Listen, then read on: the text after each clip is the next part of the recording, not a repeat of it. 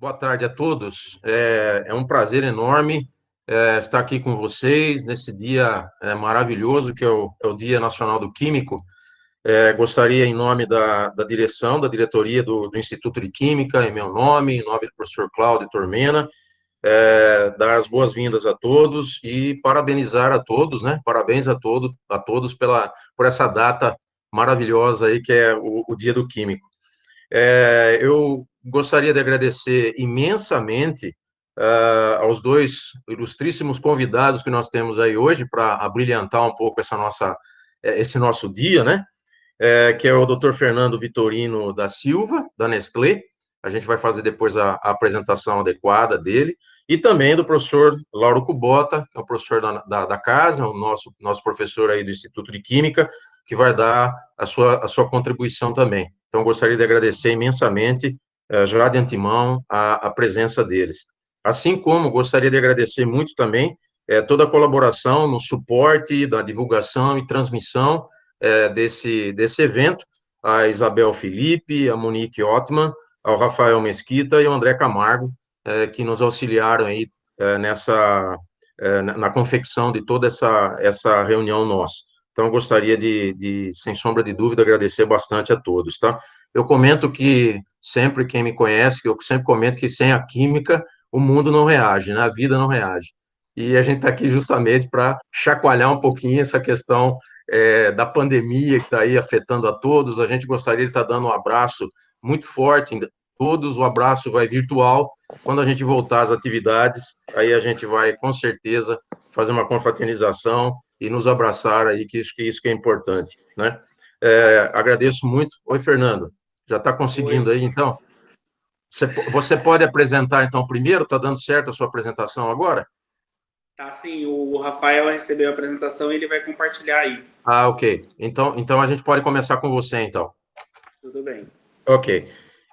Antes de passar a palavra e fazer a apresentação do Fernando, eu só gostaria de comentar, porque às vezes, principalmente a rapaziada mais nova, né, os alunos mais novos, por que o Dia do Química é justamente dia 18 de junho? Né? Então, eu peguei dentro da revista de Química Industrial, o número é o 767, agora, que acabou de ser publicado, e tem um artigo de opinião lá bastante interessante, eu gostaria de ler muito rapidamente para vocês, para explicar na realidade, por que o Dia do Químico é o dia 18 de junho, né? Então, só comentar com vocês aqui, o chefe do governo provisório, Getúlio Dornelles, naquela época, né, o Getúlio Vargas, assinou em 12 de julho de 1934 o decreto 24.693, que era a primeira regulamentação do exercício da profissão do químico no país.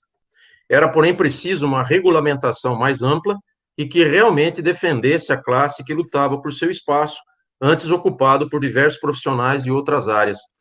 Assim, em 1945, ficou pronto um anteprojeto de uma nova regulamentação, com a participação ativa, na época, da Sociedade Brasileira de Química, química ainda com CH, de Química, né?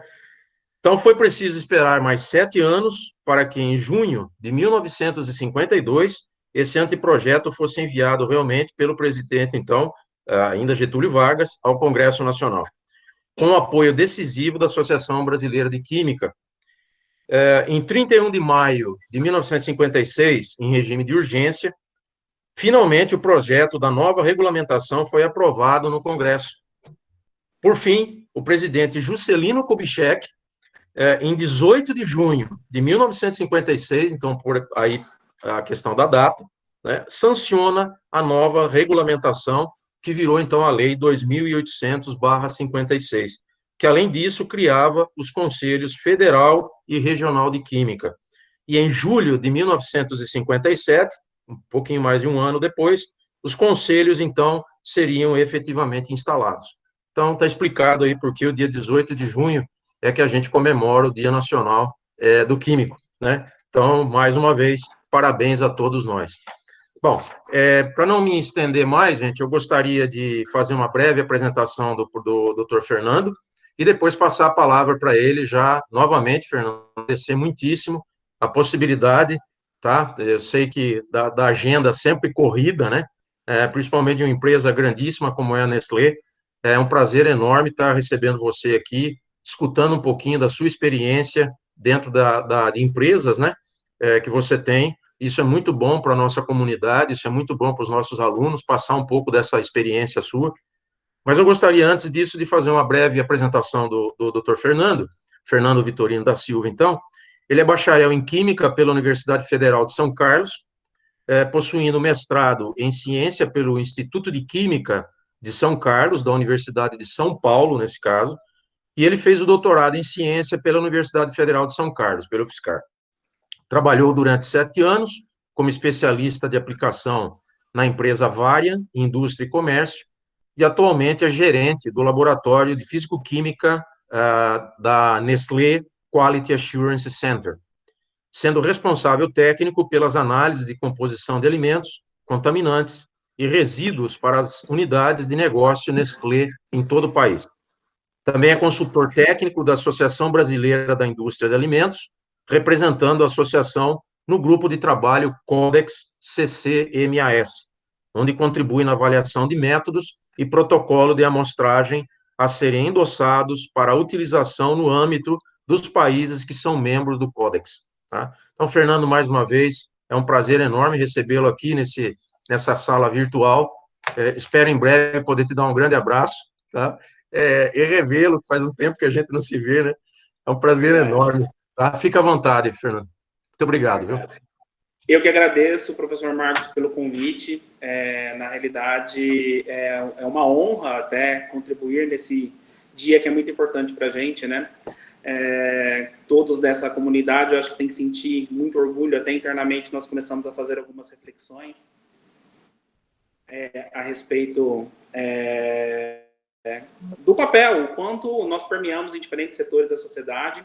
E nesse momento da pandemia a gente enxerga essa importância, né? Não só simplesmente na empresa que eu trabalho, numa comunidade de qualidade, onde a gente, sendo um setor indispensável, né? Um setor essencial no controle de qualidade dos alimentos, mas também em diferentes pontas, né? Até mesmo na produção de sanitizantes, na produção de testes. Então a gente vê uma mobilização muito grande na comunidade da comunidade química a respeito desse tema, né? E realmente esse é o ponto que a gente precisa ter essa sinergia para vencer esse momento, né? Todos estão me escutando bem? Acho que só se pudessem dar pelo chat aí um ok, que para mim... Aqui está tudo tranquilo, Fernando. Está muito bom. Obrigado, Marcos. Maravilha, porque falar para uma tela, a gente está aprendendo essa convivência com o Black Mirror, né? A gente acaba tendo muito mais a interação corpo a corpo, e isso daí acaba sendo novo para todos nós, né? Então, eu separei um tema relacionado à minha área de atuação, voltado a controle de qualidade e segurança dos alimentos. Na realidade, isso é uma expressão e um título que abarca uma série de definições e uma série de conceitos onde a etapa de controle de qualidade, a etapa analítica, é apenas um elo da corrente, né? Então, isso é um valor para a empresa que eu trabalho e cada vez mais a gente busca antecipar riscos e entender o mercado, né? Espero que todos também estejam bem, estejam seguros. Essa é um dos valores que a gente coloca aqui dentro da Nestlé como importância. Se nossos colaboradores aqui não estiverem seguros, a gente não tem a segurança de todo o processo, né? Então, esse é o primeiro ponto. Você podia mudar de slide, Rafael, por favor?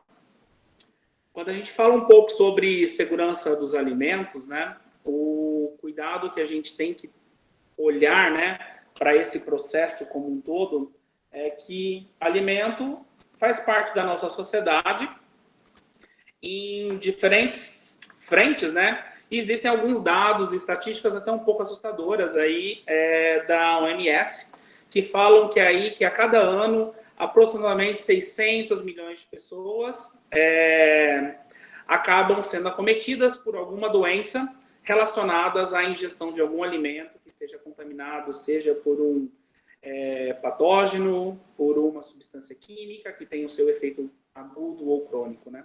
Isso é um pouco assustador e a gente vê que a população mundial acaba crescendo ano a ano e muitas vezes nós temos que estar preparados para suprir a alimentação adequada. Então, inclusive até o termo alimento a segurança dos alimentos, a gente tem aí a definição entre a dieta, né, que está sendo fornecida para os fins nutricionais adequados, mas também existem alguns países que colocam na sua agenda de governo a questão da falta do alimento, né?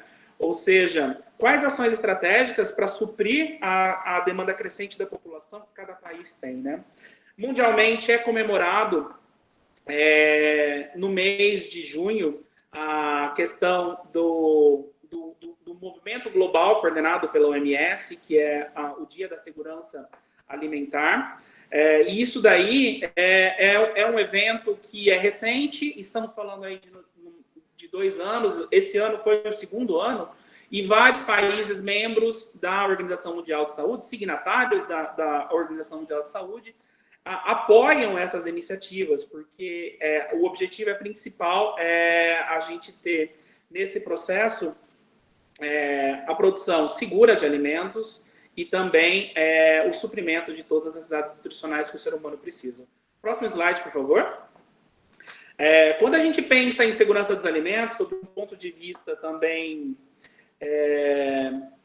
mídia, né, a gente sempre encontra aí o tema aparecendo em diferentes frentes, né?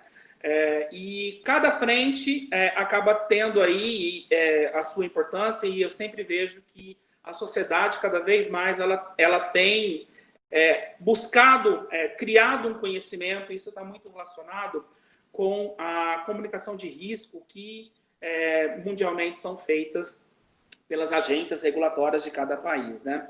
Então, se a gente for pensar aí alguns eventos dos últimos 5 anos, podemos listar casos como, por exemplo, a crise da melamina em 2008, que acabou atravessando fronteiras, né? Então, vários casos na China de adulteração, e aí para fins de ganhos econômicos, de leite e fórmulas infantis, que levaram aí a mortes de um número significativo de crianças, né? E isso demonstra o quanto essa cadeia é frágil e a gente tem que estar atento, né? 2011, aparecendo aí nos Estados Unidos a questão do arsênio como resíduo crônico aí na cultura de maçã, e a questão do efeito tóxico, a questão de resíduos de óleo mineral em fórmulas infantis, a questão do escândalo da adulteração por carne de cavalo. Então, esse tema, quando aparece, ele traz um impacto muito significativo na sociedade, quando ele surge na mídia, né? E por trás disso, demonstra que ainda necessitamos investir cada vez mais em práticas, em processos, em procedimentos que buscam aí a nossa segurança em toda a cadeia, né? O próximo slide, por favor, Rafael. Quando a gente pensa nesse processo, a OMS entra com iniciativas dessa natureza, né? Aqui internamente na Nestlé, uma mensagem na nossa gerente global de qualidade, que é a Natasha Matisova.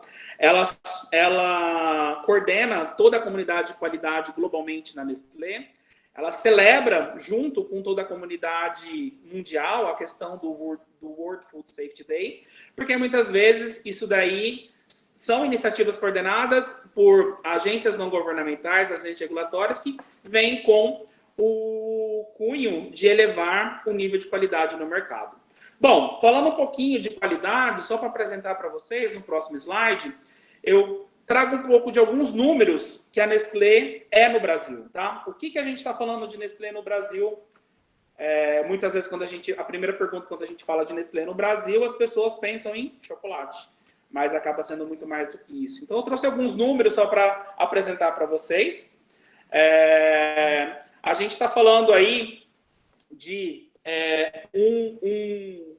um processo onde a Nestlé no Brasil representa aí aproximadamente 200 unidades sendo consumidas por segundo, 200 unidades de produtos.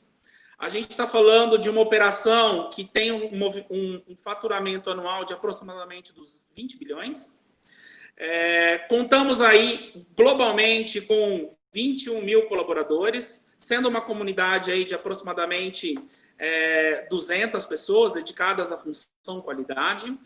Só que a questão da visão de tratar a qualidade como valor faz com que a gente fale que não somente esses 200 atuam em qualidade, porque qualidade é construída principalmente quando se estabelece uma cultura dentro de uma empresa, né? E isso é um valor que eu posso dizer com orgulho que nós trabalhamos arduamente para dia a dia manter e intensificar esse processo.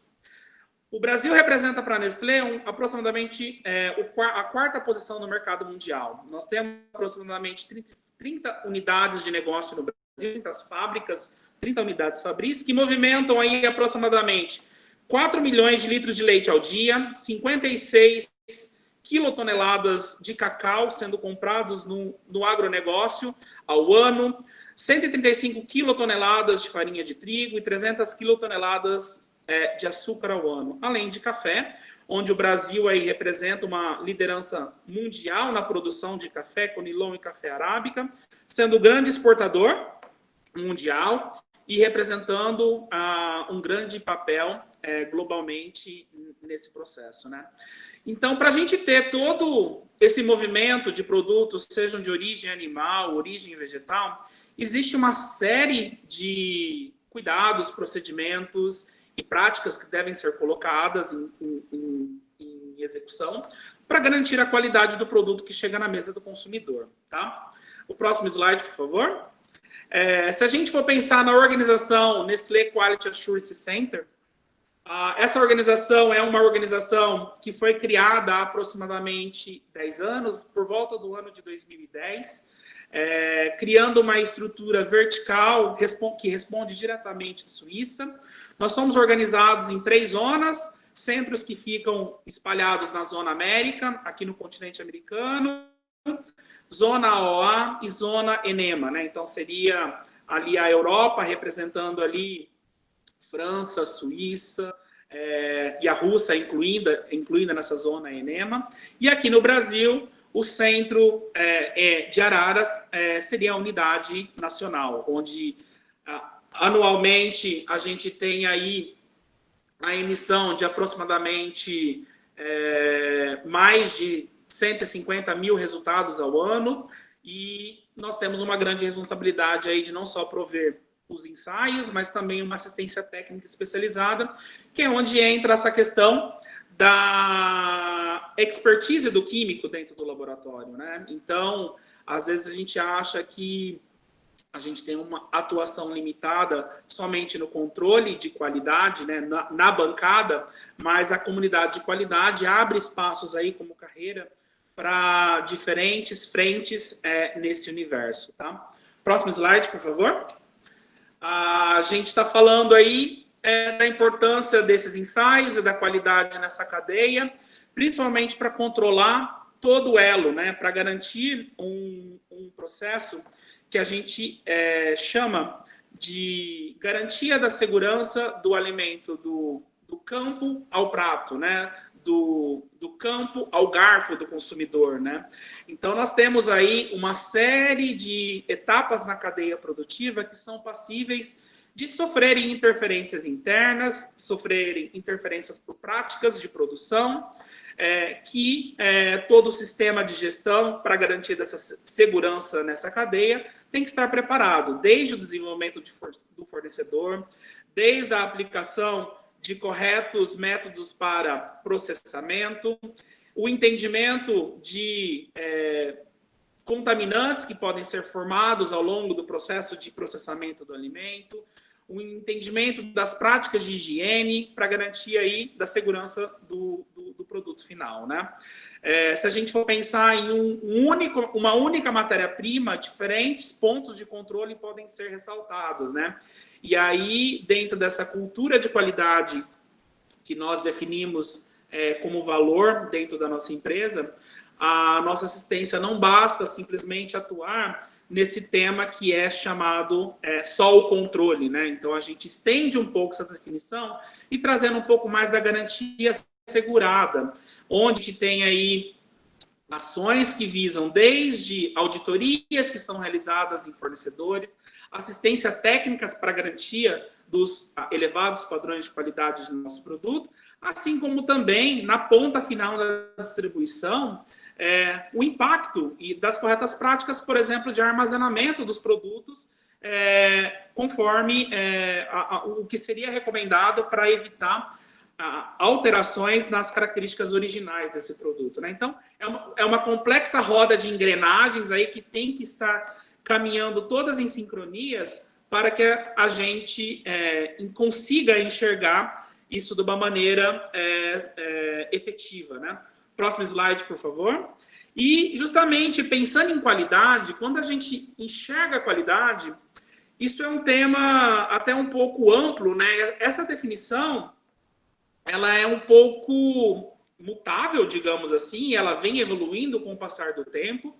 No início, na década de 70, quando falava-se em qualidade, falava-se muito em análises, testes, controles e muitas vezes hoje a gente está falando de qualidade, a gente está procurando até mesmo o que o meu amigo fala daquele produto, né? Então, isso se expandiu ao longo do tempo, né? Então, a qualidade anda junto com o termo de definição de segurança dos alimentos, e aí a gente não só mais está falando em segurança no consumo ou no suprimento, a gente está falando de aspectos nutricionais, a gente está buscando aspectos bem-estar, e isso é um reflexo direto do que as novas gerações de consumidores vêm exigindo aí no mercado, né? E todo o sistema de controle e gestão tem que estar preparado para traduzir esses valores em novos produtos, em novos serviços que são ofertados no mercado, tá? Se a gente for buscar essa definição e fizer uma rápida enquete nesse grupo que está aqui, a gente vê que as percepções podem ser diferentes, porque ela enfrenta muita questão de uma realidade pessoal. Próximo slide, por favor. Nessa questão, então, para a gente garantir esse processo, eu vou trazer só uma pequena pincelada de como a gente, como químico, tem uma atuação em alguns departamentos que a empresa possui, né? Então, se a gente for pensar nessa questão da segurança dos alimentos, nós estamos falando aí de ensaios do ponto de vista microbiológicos, ensaios químicos, ensaios físicos, ensaios alergênicos e nutricionais. O que viriam a ser essa questão de ensaios nutricionais? Declaração nutricional, declaração dos aspectos de macro e micronutrientes, declaração do conteúdo vitamínico de um produto. E isso tudo é regulado por aspectos, sejam regulatórios locais ou regulatórios até mesmo de compliance interno, que as empresas podem definir, tá? A Nestlé, por atuar em um mercado global, ela acaba tendo muito em sua definição interna, buscar sempre a norma mais restrita para definir os seus parâmetros de regulação dos seus processos, né? Então, junto ao time de regulatório, existe sim essa preocupação em sempre estar atento ao que há de movimento no mercado, nos mercados, né, para garantir o compliance de seus produtos. Em ensaios físicos, nós estamos falando aí, por exemplo, de aspectos de densidade de produto, nós estamos buscando aí aspectos que afetem o nosso processo quanto a respeito de eficiência na experiência sensorial que o consumidor terá com esse produto. Quanto a alergênicos, o Brasil foi pioneiro nesse tema, buscando aí essa questão de rotulagem, né, dos principais alergênicos, não só rotulagem, mas sim implementação de sistemas de gestão para minimização de risco, da exposição do consumidor a proteínas potencialmente alergênicas, né? Então, nós estamos falando nessa frente aí da necessidade de testes rápidos que detectem resíduos de leite, resíduos de proteína de glúten, resíduos de soja, proteínas que são potencialmente alergênicas para alguns nichos da população, tá? Então, existem uma diferente série de controles e aspectos que devem ser implementados, né? E o profissional de química tem ampla atuação nesses diferentes segmentos. Próximo slide, por favor. Aqui no laboratório, no NQAC, né, nós acabamos atuando em alguns momentos como centro de pesquisa, Mas, na realidade, o nosso grande core é rotina, é suprir as necessidades do mercado. Mas, às vezes, a necessidade do mercado necessita desenvolvimentos que são suportados pelo nosso centro de pesquisa, o Nestlé Research Center, que fica na Suíça, na cidade de Lausanne. Tá?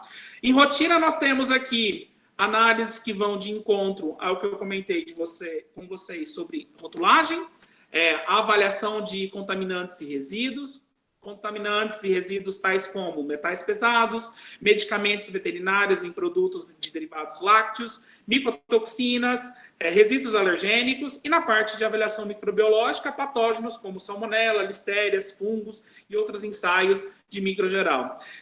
Todas essas análises são utilizadas em diferentes propósitos na empresa, seja para validação de um fornecedor, seja para controle e liberação de qualidade, seja para criação de nível de confiança de um fornecedor, seja para monitoramento de um shelf life de um produto, seja também para desenvolvimento de um produto, onde o nosso grupo de aplicação, e aí cada unidade de negócio, a unidade de negócio de chocolate, a unidade de negócio de café, a unidade de negócio de bebida, possui os seus grupos especialistas nas técnicas envolvidas à produção desse produto, estão à frente aí de entender a necessidade do mercado quanto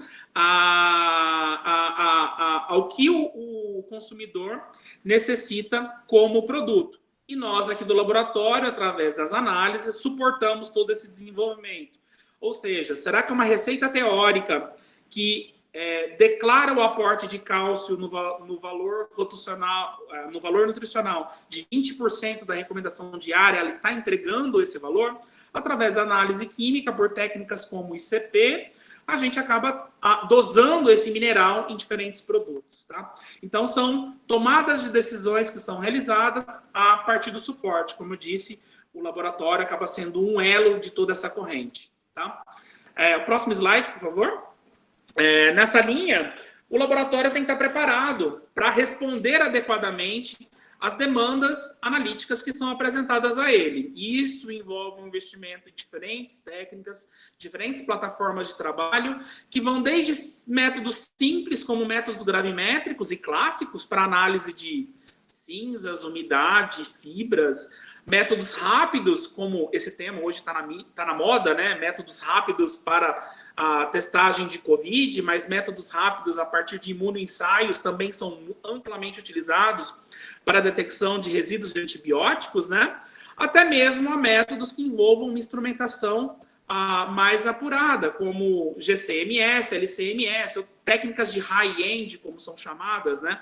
Através da espectrometria de massa para a detecção de amplo número de compostos, em baixo nível de detecção e a uma alta velocidade. Ou seja, o laboratório sempre está acompanhando aí a evolução instrumental para inserir o que é um produto em desenvolvimento em uma atividade de rotina, tá? Só para vocês terem uma ideia, em equipamentos aqui no laboratório, o investimento que nós temos soma aí mais de 100 milhões de reais, né? Então, isso internamente traduzido em um custo que poucas empresas acabam tendo, mas esse custo da qualidade acaba sendo um valor para as empresas, para a empresa, né? Próximo slide, por favor. O nosso corpo técnico aqui, majoritariamente, ele acaba sendo formado de químicos e farmacêuticos, que são os profissionais que acabam tendo a competência e o conhecimento técnico nas nossas áreas de atuação. É um corpo técnico extremamente jovem, né? Nós estamos falando aí de um tempo médio de empresa de 9 anos, no máximo, e com uma faixa etária de 34 anos na média, né? 20% dos nossos colaboradores efetivos aqui, nós temos aproximadamente 42 colaboradores, apresentam aí a pós-graduação, que é um valor que nós enxergamos aí dentro da competência técnica que o profissional acaba tendo na sua formação. Próximo slide. A gente também acaba investindo internamente em muitas áreas de conhecimento, complementando uma talvez deficiência que nós enxergamos para o nosso negócio, que a academia acaba não abordando. Treinamentos esses são constantes, não só um treinamento interno, mas treinamento também para as nossas nossas fábricas, né? Porque hoje as fábricas possuem um laboratório de controle de qualidade, mas é um foco totalmente diferente do centro que eu trabalho, né? Que é o NQAC. E nós somos, digamos, os especialistas no tema de laboratório, né? Um tema que, aí buscando a minha formação, né? E hoje eu não sei exatamente como está a grade curricular, mas que nessa área a gente enxerga muito pelos currículos dos profissionais que chegam para uma entrevista, é um conhecimento em sistemas de gestão, né? Então, a ISO 17025, que está na sua versão 2017, é muito difícil a gente encontrar aí profissionais que tenham formação nessa área de bate-pronto. Então, nós temos aqui material interno para suprir essa necessidade, porque esse é um dos principais padrões que regem a qualidade na prestação de serviço analítico, na questão da realização de ensaios laboratoriais. Próximo slide, por favor. E só para fechar um pouco, a gente cada vez mais também busca a interação externa, né? Recentemente nós temos encampado aqui no laboratório uma parceria com a CNI e o CNPq, através do programa Inova Talentos. Atualmente estamos com 2 bolsistas, e esses bolsistas estão atuando em projetos de inovação e renovação específico. E para quem não conhece esse programa, é uma boa porta de entrada, que eu até comento internamente como um crossover, para pessoas que estão tentando realizar a sua inserção no mercado de trabalho. Várias empresas nacionais e multinacionais têm investido nesse programa de fomento, que é uma mentoria onde existe uma relação de ganha-ganha entre a empresa e o profissional, porque existe aí justamente a busca da competência técnica e o complemento da experiência que a empresa pode dar para esse profissional na iniciativa privada. Então, acho que isso é muito interessante. Nós estamos capitaneando aqui e provavelmente outras áreas da empresa estão também investindo nessa linha, né? Eu não sei se o vídeo vai passar. O próximo slide, por favor, Rafael. Eu trouxe um vídeo só para trazer uma ilustração de um processo end-to-end na cadeia de valor, só para ele exemplificar onde as análises e o profissional de química aqui do laboratório podem atuar. Você pode clicar para executar o vídeo, Rafael?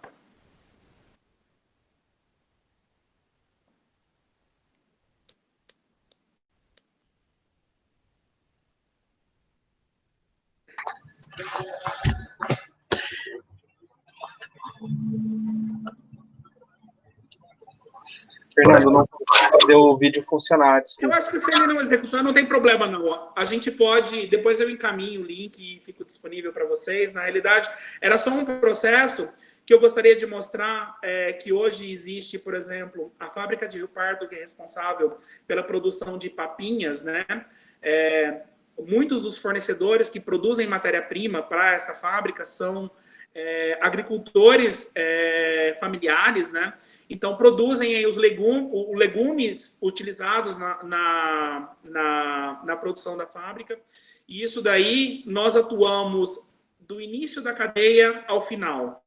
Por exemplo, realizando assistência técnica, né, através das corretas práticas agrícolas, realizando o controle de resíduos de agroquímicos que possam estar presentes nesses produtos. Entrando um pouco na etapa do processo, temos também aí a sua atuação voltada a potenciais contaminantes que podem ser formados em processamento térmico, contaminantes como furanos, contaminantes como acrilamida, e na etapa final, monitorando o shelf life desse produto e também monitorando potenciais reclamações que poderiam vir desse produto quando esse produto é disposto no mercado. Então, é uma ampla atuação nessa cadeia, e aí eu encerro a minha fala dizendo que nós temos aí um grande potencial como químico, né, e uma grande versatilidade. Basta a gente cada vez mais se tornar multidisciplinar, porque muitas vezes hoje isso é o que o mercado acaba exigindo, né? Obrigado aí, Marcos, e fico à disposição para conversar com todos depois. Obrigado, viu, Fernando? Essa excelente apresentação dessa excelente empresa que é a Nestlé.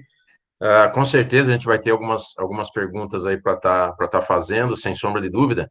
Mas, assim, para a gente seguir a programação, eu passo a palavra agora, a gente poderia deixar as perguntas para o final, eu passo a palavra, então, para o professor Cláudio Tormena fazer a apresentação do professor Lauro, e depois a gente segue, então. Obrigado mais uma vez, Fernando. Cláudio, fica à vontade, viu? Obrigado, Zé. Bom, boa tarde a todos. O Zé já comentou, mas é um prazer, em nome da diretoria, estar realizando esse evento na data de hoje, comemoração ao Dia do Químico. Eu agradeço a participação de todos que estão aqui, estão na sala do Google Meet, e as pessoas que estão acompanhando pelas outras fóruns, no YouTube e assim por diante. Gostaria de agradecer ao Fernando pela disponibilidade de falar para a gente, e também ao professor Lauro, que será o nosso próximo palestrante. Bom, eu vou fazer uma breve apresentação do professor Lauro, acho que a grande maioria da comunidade conhece o professor Lauro. O professor Lauro é formado pela Universidade Estadual de Londrina, tá? Eu vou omitir as datas, tá, Lauro? Mestre em Química pela Unesp e doutor em Química pela Unicamp. O professor Lauro realizou um estágio de pós-doutorado na Universidade de Lund, na Suécia. Tá? Ele foi professor assistente na Unesp de Bauru, e ele ingressou no IQ, acho que essa data é importante, em 1994, e se tornou professor titular em 2009. O professor Lauro possui mais de 370 artigos publicados, e esses artigos já receberam mais de 12 mil citações, de acordo com o Web of Science. Ele é também autor e coautor de 26 patentes, já orientou quase 100 alunos, somando alunos de iniciação, mestrado e doutorado, e supervisão de pós-doutorado. Ele recebeu vários prêmios, eu vou destacar 2 prêmios, que é o prêmio Governador do Estado de São Paulo de Invento do Ano, e o prêmio Zeferino Vaz de Reconhecimento Acadêmico. Ele foi diretor do Instituto de Química na gestão passada, de 2014 a 2018, é membro titular da Academia Brasileira de Ciências e também da Academia de Ciências do Estado de São Paulo. O professor Lauro, ele coordena atualmente o Instituto Nacional de Ciência e Tecnologia em Bioanalítica, e a sua principal área de atuação é eletroanalítica para desenvolvimento de sensores e biosensores. Bom, acho que todo mundo está ansioso para ouvir o professor Lauro. Lauro, por favor, fique à vontade, a palavra é sua, e depois a gente volta para a sessão de discussão, perguntas e comentários em relação às 2 apresentações. Obrigado, Lauro, a palavra é sua. Obrigado, Fernando. Deixa eu só colocar aqui a apresentação.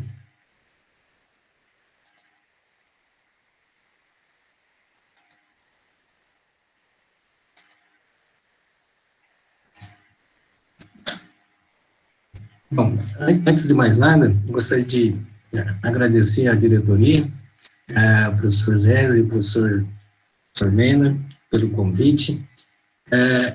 Quando eles me convidaram para falar aqui, né, que é uma honra falar no dia especial, né, dos químicos, que é o dia dos químicos, aí eu até fiquei me questionando por que desse convite, e acho que foi uma maneira elegante deles falarem que eu já estou ficando velho. Então, acho que é uma honra estar falando aqui, mas vou tentar falar alguma coisa de maneira bastante genérica, e realmente tentar abordar alguns aspectos, lógico que sempre focando um pouco mais naquilo que a gente já vem trabalhando, mais na área que a gente atua, mas tentando abordar, do meu ponto de vista, as questões, né, que a gente tem aí no dia a dia. Então, gostaria de agradecer a oportunidade, agradecer a todos aí pela presença, e vou tentar abordar esse tema que eu coloquei aqui como um tema que eu gostaria de falar de oportunidades da química nessa questão da pandemia. Acho que todos, né, sabem o impacto dessa pandemia, o impacto que teve na vida de todos. Então, acho que tentar colocar aqui uma apresentação de uma opinião mais pessoal, e sempre tentando abordar dentro do contexto do momento. Eu vou tentar focar em algumas oportunidades de pesquisa em química, ser bastante breve, colocar algumas áreas de destaque, né, que esteve aí com essa questão da pandemia, e abordar essa questão principalmente do que tanto a gente ouve falar, da necessidade de testes, principalmente, né, essa questão aí do diagnóstico para a COVID, e o que isso tem a ver com a questão do desenvolvimento dos biosensores e a tendência desses dispositivos diagnósticos, e o que a gente, né, consegue tirar de lição de todo esse contexto, né, da pandemia. Então, acho que tentar abordar dessa forma, espero que eu consiga colocar de maneira, né, que o pessoal aproveite. E o ponto principal que eu gostaria de destacar é a questão, né, que hoje a gente vive essa questão da pandemia, mas é lógico que a pandemia afetou e muito a vida de todos, mas o grande problema que a gente já vivia até, né, alguns momentos antes da questão da pandemia é a questão da crise, né, que a gente teve aí, principalmente de vários ataques à universidade, que a universidade realmente estava colocada em xeque, a crise econômica que se abate, né, sobre todo o país e principalmente todo o mundo, com essa questão principalmente, né, da Covid, e essa questão principalmente da crise na credibilidade da ciência. Que todo mundo acha que pode falar de ciência, todo mundo pode dizer que ciência é isso, aquilo, muitas vezes nem tendo conhecimento do que é a ciência, e se acha no direito, inclusive, de, né, defender a questão do terraplanismo, defender outras questões, né, de criacionismo e assim por diante, né? Eu acho que essa é a questão do cenário que a gente vive, passando nessa questão da pandemia, e acho que como a gente tem esse momento aí que todo mundo acaba, né, estando meio que em isolamento social, a gente tem um momento que precisa fazer aí de reflexão. Acho que esse é um momento que a gente vai precisar realmente refletir nas questões para poder realmente seguir adiante nessa questão da batalha pela ciência, pela academia e assim por diante, né? E, naturalmente, hoje a gente vê, em função de toda essa questão da pandemia, que precisamos realmente de fazer mudanças, principalmente mudanças, né, de comportamento, mudanças em maneiras de pensar, mudanças na forma de atuar e assim por diante, né?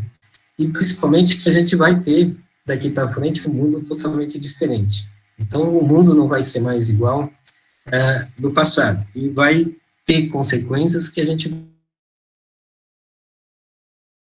vai precisar estar preparado para quando a gente ter que novamente estar atuando. E é lógico, diante de todo esse cenário, a gente tem muitas oportunidades para aqui. E realmente a química, né, como já o Fernando disse, está quase em tudo que se passa, a gente pensa, tem química no meio, né? Acho que esse é um ponto importante. E eu acho que todo mundo já ouviu dizer, todo mundo já viu falar que a crise abre oportunidades, né? Eu acho que, sem dúvida nenhuma, nesse momento de crise, a gente tem que aproveitar o momento para realmente conseguir aproveitar essas oportunidades que a crise está nos oferecendo, né? Eu acho que é um ponto muito importante fazer a questão da reflexão nas pesquisas que a gente normalmente tem feito, né? O mundo todo faz pesquisa em química, desenvolve milhões de pesquisas, mas a questão, né, que se precisa colocar é a questão da pesquisa em química, é a pesquisa para quê, como e o que devemos fazer, e principalmente para quem devemos prestar conta. Acho que esse é um ponto importante, e eu acho que tem que ser uma pesquisa séria e que realmente seja digna de respeito. Acho que esse é um ponto importante, porque o que acaba acontecendo quando a questão da pesquisa, da parte científica, não é feita com muita seriedade, com muito rigor, acaba acontecendo, né, de acabar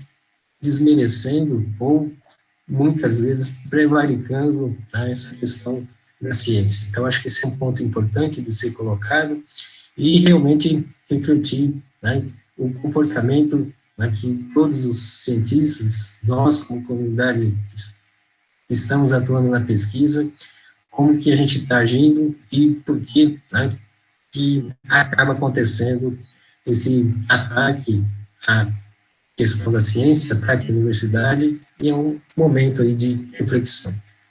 E, naturalmente, nessas questões agora da pandemia, acaba abrindo várias áreas, vários pontos que demandam necessidades, né, e que acabam ficando agora em destaque em termos de necessidade, em termos de oportunidade, e em função do que a crise nos impõe, o que nos mostra, e isso acaba realmente sendo necessário para que a gente possa observar e ter, né, essas oportunidades aí para que a gente possa pensar no momento atual, no que a gente vai poder realmente estar fazendo hoje, né, e qual vai ser, ou quais vão ser as necessidades, né, do futuro, quais são os novos rumos que a gente precisa seguir com toda essa lição que a gente vai tirar desse momento bastante crítico, né? Acho que esse é um ponto importante de ser destacado. Então, realmente, o aprendizado é muito importante, né? E, realmente, sempre a gente vai ter essa questão, né, que a gente diz que se cada um que tiver uma visão, né, que consiga aproveitar as necessidades que são impostas e visualizar um objetivo, uma questão, uma possibilidade de, né, fazer algo diferente, é lógico que essa diferença vai ser feita se colocar essa ideia em prática, né? Então, acho que esse é um ponto importante de ser destacado. E, nesse momento, né, de pandemia, eu tentei abordar aqui 4 áreas, vamos dizer assim, segmentos, que seriam abordados aqui. Naturalmente, não daria para abordar todos, mas tentei escolher aqui 4 que estão bastante em destaque nesse momento de pandemia, que acho que vale a pena destacar e tentar mencionar as possibilidades que existem em termos de química. Então, todos, né, viram a necessidade e a questão de higiene, principalmente com essa questão agora da pandemia, da Covid, o quanto é importante dessa questão de higiene, como tratar essa higiene, né, os equipamentos de proteção individual, como que isso é importante. Então, acho que aí abre um debate muito grande para que as pessoas realmente possam estar aí observando e pensando numa forma de melhorar essa questão da higiene, da proteção individual, desenvolvendo aí novos produtos ou novos comportamentos e assim por diante, né? E a questão do medicamento, que pegamos aí essa questão da Covid, que não temos nenhum medicamento que possa, né, curar essa doença, essa Covid, e também não temos vacina. Então, acho que é importante aí uma área que todo mundo está correndo na busca de medicamentos, na busca de vacina, e realmente, né, está em evidência todo mundo querendo conseguir algum medicamento ou alguma vacina para tentar resolver o problema da Covid. Então, acho que esse é um ponto importante. E a outra questão que acaba aparecendo como destaque, né, é a questão do saneamento. Por quê? Porque, em função de toda essa questão da pandemia, verifica-se que essa questão do saneamento acaba afetando muito nessa questão, né, da transmissão da doença. Então, acho que a questão de saneamento já vem de longa data sendo debatido e agora chega um momento crítico que isso afeta muito na questão da saúde pública, e essa questão de saneamento é muito importante de ser realmente colocado aí para que a gente possa tratar de maneira correta.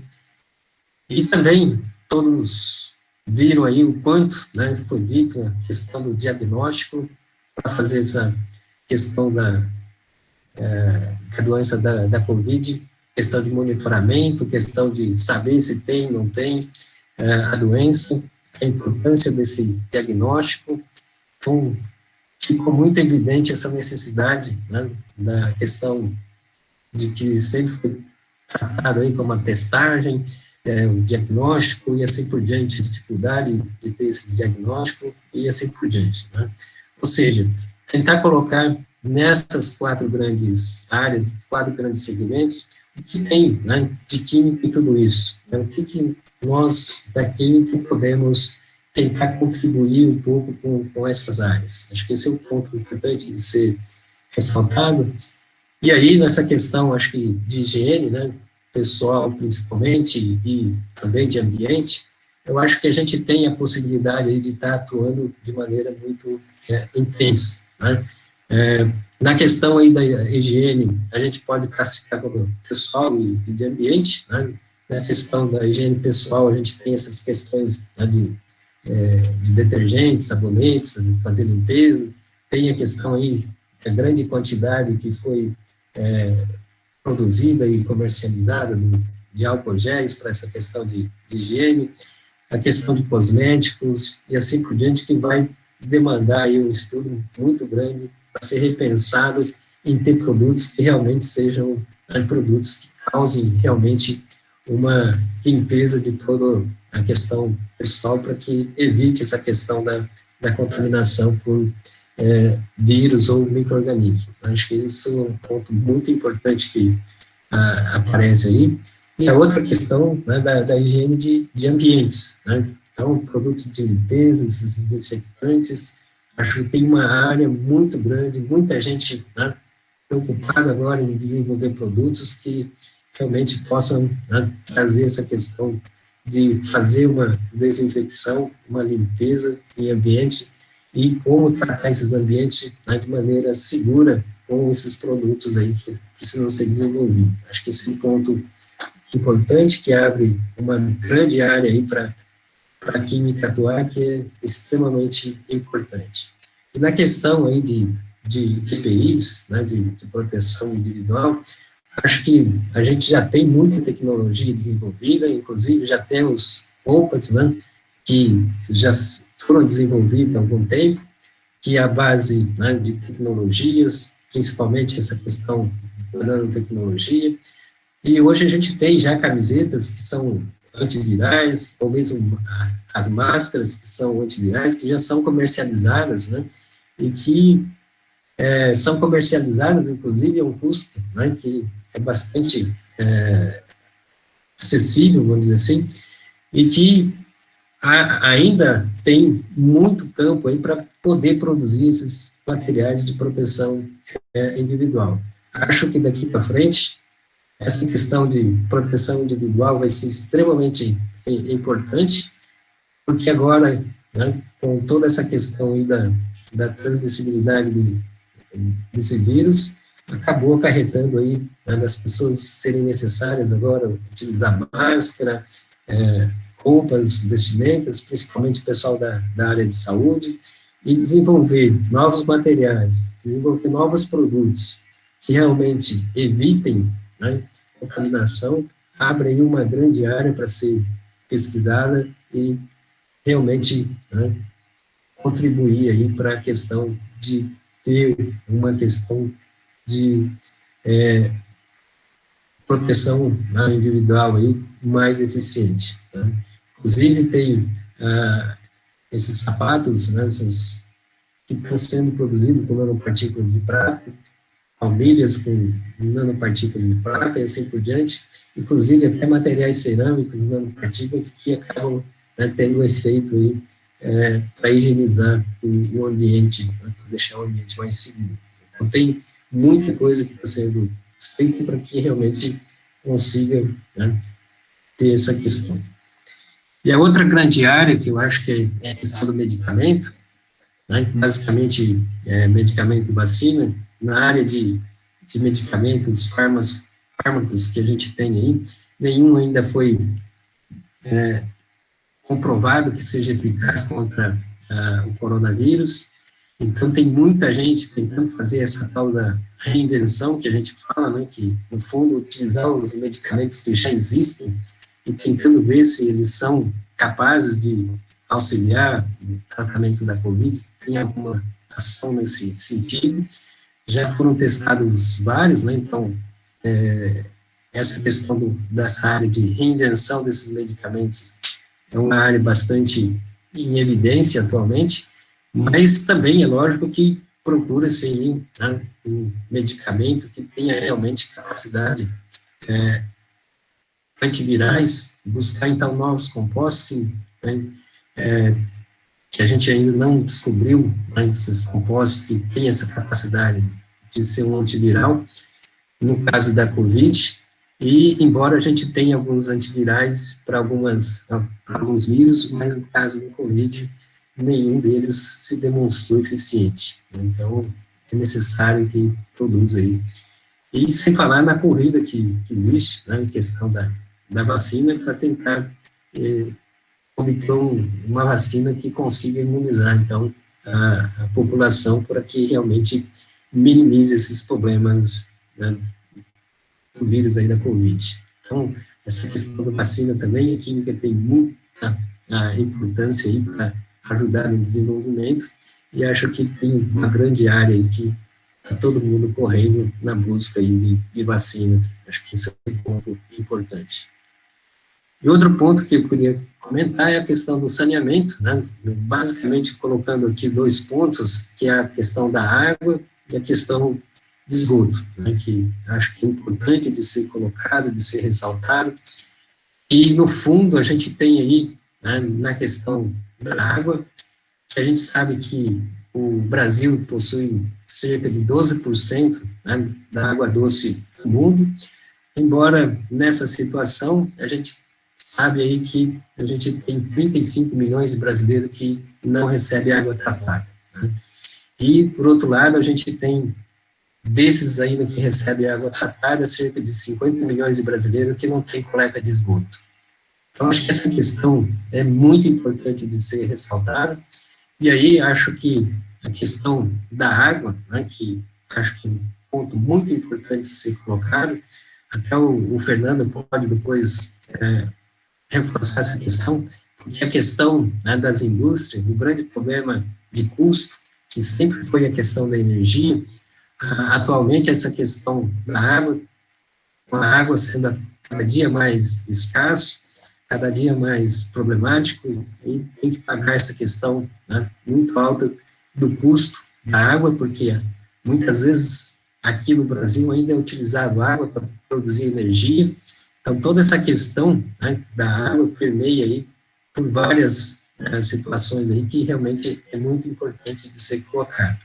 E a gente diz que até sem energia, o ser humano, de um jeito ou de outro, consegue sobreviver, mas sem água é muito complicado. Acho que não dá para sobreviver sem água. Eu acho que isso é um ponto muito importante de ser colocado, tá? E aí a grande questão que fica, com o tamanho uso, né, da questão da água, a gente precisa ter realmente a questão do quanto a gente vai ter de fonte de água e qual vai ser a qualidade dessa água, dessas fontes que a gente vai poder ter. E muitas vezes, né, a gente vai ter situações que precisam fazer tratamento, inclusive tratamento, né, de águas que são praticamente um esgoto, né? Então, com a tamanha quantidade de esgoto sendo descartado, eu acho que a gente tem uma situação aí que a água que praticamente é coletada para ser tratada, para ser distribuída como água potável, é praticamente um esgoto. Então, acho que essa questão, essa nova realidade que a gente tem aí, que precisa muito, realmente, de ser investido, né, para ser realmente abordada nessa questão. E aí, eu acho que é um ponto muito importante de ser destacado, que todas essas questões que a gente tem das estações de tratamento de água usam ainda muitos sistemas, né, de tratamento que são bastante antigos, fazem muito tempo já que fazem esse tratamento. E abrem aí, na verdade, um campo muito grande para fazer pesquisas nessa questão, né, principalmente alinhada com essa questão de saneamento. E tem aí no debate político, inclusive, dessa questão da obrigatoriedade do saneamento, mas ainda não foi muito adiante, mas certamente virá aí, principalmente com essa questão, né, esses esgotos sendo jogados aí, principalmente o vírus, né, que vai estar permeando esses esgotos, que está sendo descartado nas águas aí, que depois as pessoas precisam tratar para torná-las potáveis, né? Acho que esse é um ponto importante. Mas aí eu acho que é um ponto importante ressaltar aqui a importância, e no fundo, a gente tem aqui grande oportunidade na Unicamp. A Unicamp, junto com a Sanasa, mais a FAPESP, está montando aí um centro de pesquisa em águas, né, que vai fazer vários tipos de pesquisas. Acho que esse é um ponto muito importante de ser ressaltado, que está abrindo aí uma possibilidade extremamente interessante, e que a própria Sanasa, que é uma companhia, né, que faz essa questão do tratamento e distribuição de água e tratamento de esgoto, está sendo importante, porque ela está investindo em pesquisa, investindo, né, pesado em pesquisa para ajudar aí nessa questão da construção, né, talvez de que seja o primeiro centro de pesquisa, né, em águas a ser construído aqui no país, né, com essa finalidade. E tem vários pontos, né, a serem tratados nessa questão do centro, para que realmente a gente possa estar preocupado com a melhor qualidade da água, né, a questão da sustentabilidade, como que a gente vai ter essa questão da segurança da água, questão que realmente a gente vai ter, né, pela frente muitos desafios, principalmente com o aumento aí dessa questão dos problemas, né, do cenário que a gente vê das mudanças climáticas, e sem falar, né, dessas questões que a gente vai precisar usar mais produtos para que consigam fazer o melhor tratamento da água e manter uma qualidade, né, da água, porque a água sendo saudável, fatalmente vai produzir também uma melhor saúde na população. Eu acho que esse é um ponto importante de ser ressaltado. Eu acho que aqui cabe destacar que esse centro está sendo construído e está sendo implementado aqui na Unicamp. Tem vários personagens, então vou acabar destacando aqui principalmente os coordenadores de área, que tem a professora Gisela Muzeiro, que vai estar coordenando essa questão da segurança hídrica, a questão, né, da qualidade da água, que é a professora Cassiana, aqui do Instituto de Química.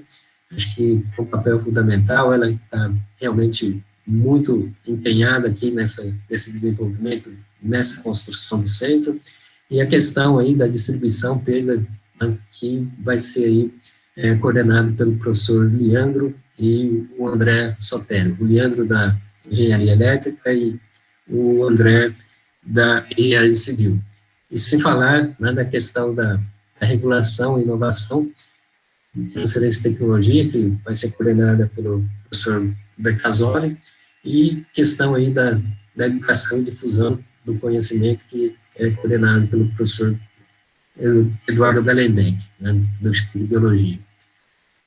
E acho que vai ter um envolvimento bastante grande, né, incorporando todas essas três áreas. Tem cerca de 56 pesquisadores envolvidos, né, então acho que um centro bastante grande, e que vai ter, né, já nasce com a cooperação com 5 grandes centros internacionais de águas, que vão manter parceria, né, com a BWRC, que vai, né, trazer oportunidade de desenvolvimento de grandes pesquisas nessa área de águas e, no fundo, saneamento, né? Ou seja, o sonho desse grupo que está montando aí é fazer uma diferença, não só aqui no local, mas no país e também no mundo, para ter realmente essa questão, né, da água sendo um produto, né, que seja tratado que é finito e que não vai, né, ser realmente desprezado como vem sendo. E é realmente muito importante que todos tenham consciência de que a água é um produto finito e que a qualidade da água está diretamente relacionada com a saúde da população. Isso é realmente muito importante de ser colocado. A outra questão, né, que gostaria de abordar aqui é essa questão dos diagnósticos. Então, todos ouvimos aí de longa data durante o período aí de Covid, essa questão de fazer o diagnóstico, né, testagem, e acho que esse é um ponto importante de ser colocado, que os dispositivos de diagnóstico, os métodos diagnósticos, né, que a gente tem aí, basicamente o que tem sido abordado é fazer o diagnóstico da Covid, aí, principalmente pelo padrão ouro, que eles são ditos, né, que é o RT-PCR, e, no fundo, essa questão aí, né, dos outros testes rápidos que são considerados como os testes point of care, né, que basicamente são feitos ou através da questão dos anticorpos, ou então através do DNA ou RNA do vírus, né. Eu acho que esse é um ponto importante. Então, no fundo, nos point of care são centrados em tentar identificar o DNA ou RNA que pode ser feito e que não tem ainda um diagnóstico, dispositivo diagnóstico point of care muito eficiente ainda nessa questão, mas pode também ser utilizados, né, o sistema de anticorpos para tentar reconhecer o próprio vírus, né, ou seja, reconhecer a proteína do vírus, que seria o antígeno, utilizando, então, anticorpos, né. Então, um grande ponto que a gente tem que, nesse caso de utilizar os anticorpos, também a gente pode tentar determinar os anticorpos que foram produzidos pelos organismos infectados, né, ou seja, testar o tal do IgM e IgG, né, que todos viram sempre ser ditos aí, e também pode-se fazer, então, a utilização de anticorpos, colocando um dispositivo para tentar identificar o próprio antígeno, né, do vírus, ou proteínas do vírus. E também essa questão agora do DNA, que principalmente, né, pode ser levada em consideração que a sensibilidade dos dispositivos existentes hoje para point of care não consegue atender a necessidade de detectar aí esses níveis de DNA ou de RNA, ou seja, o gene específico do vírus para poder fazer a detecção. Então, é necessário fazer a amplificação, e essa amplificação é feita do mesmo modo que é feito aqui na questão do RT-PCR, né? Acho que esse é o ponto importante de se colocar. E o outro ponto desse RT-PCR é que a gente viu que existe necessidade de desenvolvimento de muitas questões, né, de novos materiais, para que possa fazer a questão da extração e a purificação dos DNA ou dos RNA dos vírus, para que possa depois fazer os processos de amplificação. Então, tem todo um campo aí para ser investigado, né?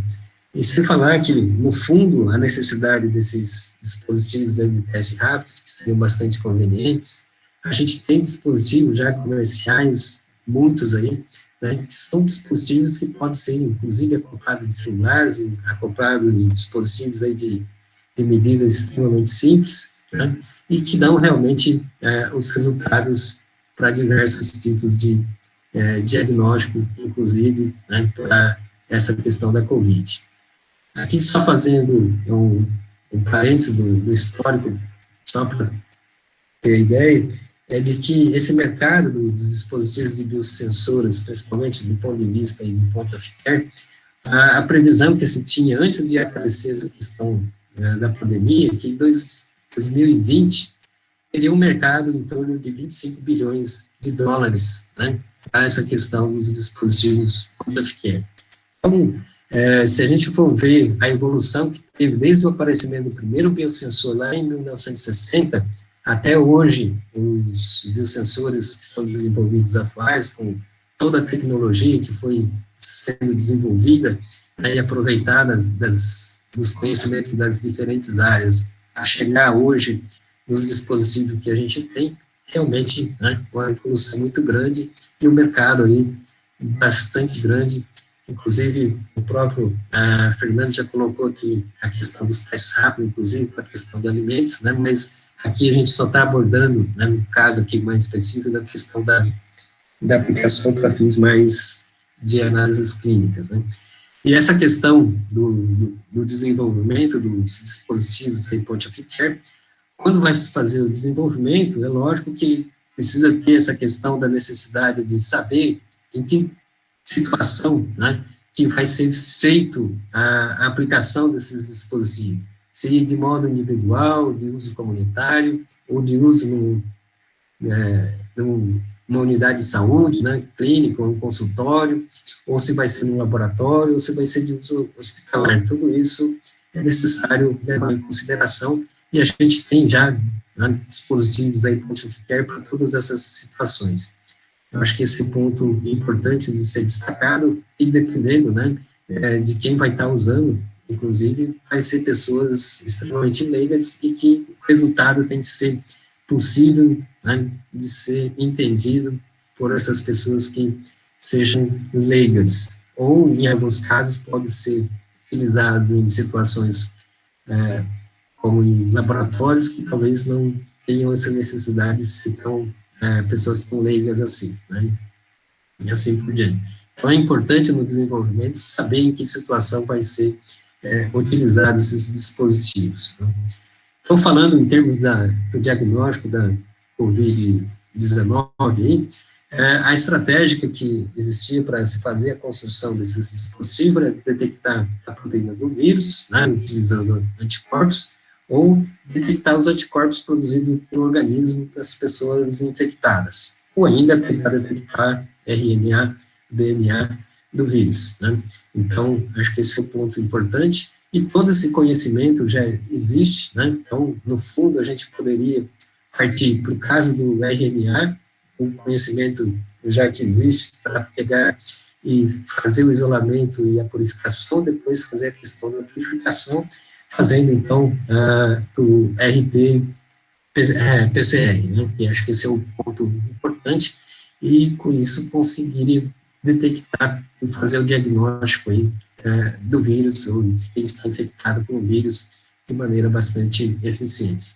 Lembrando que a gente considera, então, que o RT-PCR é um padrão ouro, né, que é muito importante de ser colocado, e, embora seja padrão ouro, ele, né, no caso do Covid, ainda não tem uma eficiência de 100%, né, tem o que a gente chama de sensibilidade, aí, que as pessoas tratam em torno de 85%. Então, acho que esse é um ponto importante.